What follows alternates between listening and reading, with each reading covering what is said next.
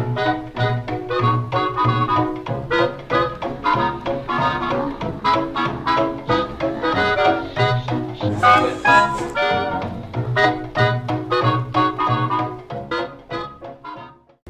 everybody, Mark Tennant here. And Barry Edwards of Edwards Communications, edwardscom.net. And it's Friday, and we're here at the Cedar Lee Pub and Grill in Cleveland Heights, Ohio, and it's happy hour, and it's a great Friday. A little bit rainy, but warm. We got spring here in Cleveland finally. How was your week? It was incredibly busy, a lot of meetings, which meant I was working at night a lot.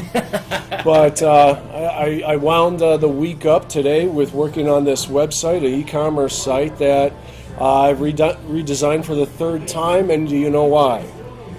I think I do, but go ahead. Mobile. Our analytics show that 40% of our traffic are coming from mobile devices now. So having the last redesign 2 years ago, it wasn't mobile friendly, and as you know, everything we do now, it has to be responsive, it has to be mobile friendly. So that's what I'm doing. Absolutely.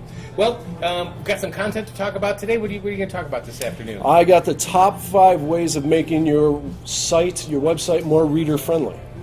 And, well, I've got the top 5 do's of email marketing, so let's get started. Beautiful. And it's funny, leading into my number one topic, or my number one point, I should say, for email marketing is mobile, and mobile. Did we say that? That's what we always stress. No matter what you're doing, your templates should be mobile friendly. They should optimize to any device that accesses it. And mobile is the number one thing when it comes to email marketing. Had some great statistics. Our friends over at MailChimp had a statistic that came out. They did some research from December 2012 to December 2013. They saw that their analytics showed that their mobile traffic increased by 119%. I mean, MailChimp being a leader in email campaign software. Software, absolutely. Yes. And they're great. And we'll be talking about MailChimp one of these days as well, but MailChimp.com, check them out. My number 2 point, use a keyword-enriched subject line that's no more than 30 to 50 characters. And it really don't have to expound on that much more. Keywords, what your main content about your newsletter is going to be about. It catches your subscriber's eye. They open that email. That's what we want to do. Number 3, experiment to find out what times are best that your subscribers open their email. I know lunchtime, that's a great benchmark to start, because I know at lunchtime, the first thing I do when I leave my office, right on the phone, and I check my email. And I would have to say, no matter what time zone you're in, no matter what part of the world you're in, that probably has to be true. So that's a good benchmark to start. Around noon, lunchtime, and then once you look at your analytics, again, MailChimp has great analytics for that. Yes, it does. And as well as some other email software programs. Check out your analytics, make sure what time is the best time that's optimized that people open their emails so you can get your emails in their boxes by then. Number 4, do not have more than 4 links tops within your email.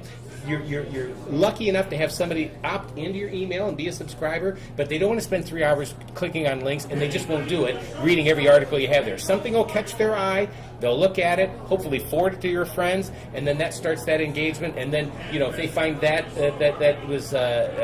liked your content there, when your next email comes out the following month and so forth, you've got to build that base. So no more than 4 tops.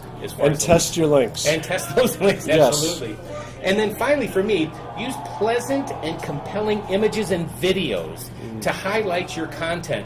Videos, have a YouTube channel, link out to a video blog or something you got, and right from your email and so forth. And again, the analytics from your email program will tell you how well that type of content will work. So those are my 5 do's as far as email marketing goes. And of course, edwardscom.net. You can go there, check out our show notes. We'll have some links and so forth that back up a lot of what we talked about. And especially the MailChimp.com blog is a great place to go for email marketing tips. Perfect. Okay, on to my top 5 picks, tips for making sites more reader friendly.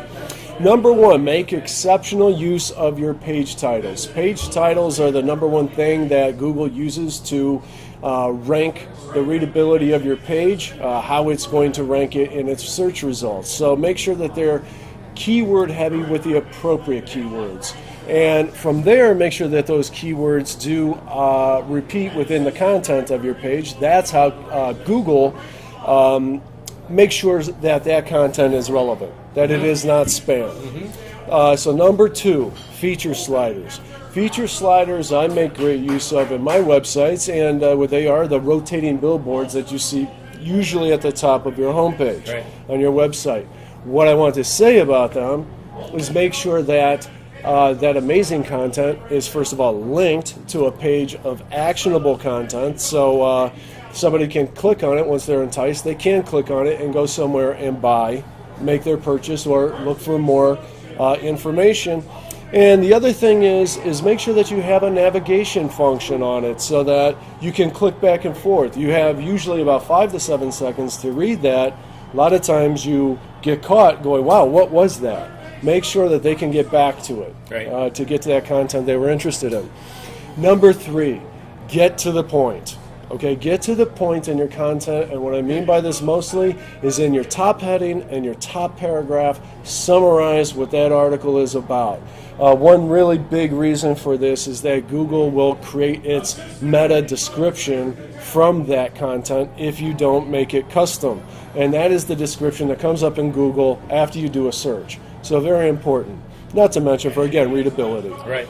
Number 4, break your content up into headings, subheadings, bulleted items, and quotes and captions, because people will scan the page for these items. 80%, true statistics, 80% of people will not read the body copy, but they will read these items. So make sure that they are very point and keyword driven. And number 5, last but not least, it is your number 5, make appropriate use of photos and art. Picture does speak 1,000 words. Make sure it's the right 1,000 words. All right, if you use bad stock photography or bad photography in general that doesn't pertain to what you're talking about, it hurts your branding. Right. It makes people think that you're unprofessional. That's no good whatsoever. You lose a customer. But on the other hand, use charts and infographics, and you will increase your readership a great deal because they assist in making your point rather than speaking all through paragraphs of text. So there's my... Oh, I'm sorry. I want to mention one very important last thing about those photos. Use alt tags. Alt tags, yeah. Yes, always use your alt tags. Google can't read those pixels. It's just a bunch of X's, zeros and ones to them. So make sure that you use alt tags, again, of appropriate keywords. That's my top 5 of making your website more reader-friendly. All right, so you got it. Email marketing tips and making your website more reader-friendly. Again, our show notes will be at edwardscom.net. And we thanks so much for watching and listening. We're at the Cedar Lee Pub and Grill here in Cleveland Heights, Ohio, at the corner of Lee Road and Cedar. Great food. If you're ever in the area, stop by. You won't regret it. Thanks so much for joining us. And Barry? Hey, Barry and Mark signing out. Cheers. See you next week.